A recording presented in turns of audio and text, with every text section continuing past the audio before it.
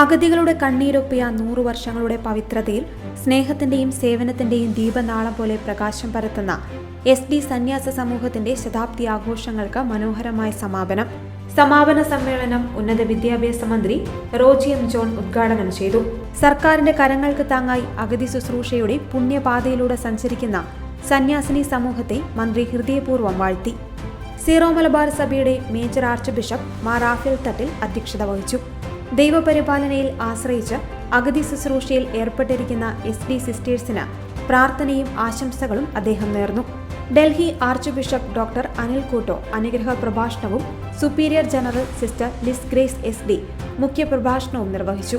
Justice Kurian Joseph ശതാബ്ദി സന്ദേശം നൽകി. Sister Francia നന്ദി പ്രകാശിപ്പിച്ചു.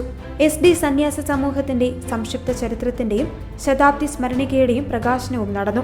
പണിക്കൻകുടി ക്യൂൻ മേരി പബ്ലിക് സ്കൂളിലെ കുട്ടികളുടെ രംഗപൂജയും ചങ്ങനാശ്ശേരി മേഴ്സി ഹോമിലെ ഭിന്നശേഷിക്കാരായ കുട്ടികളുടെ ഹൃദ്യമായ സംഘനൃത്തവും സിസ്റ്റർ റിൻസി അൽഫോൻസിന്റെ സംഗീത കച്ചേരിയും സമ്മേളനത്തിന് മാറ്റുകൂട്ടി.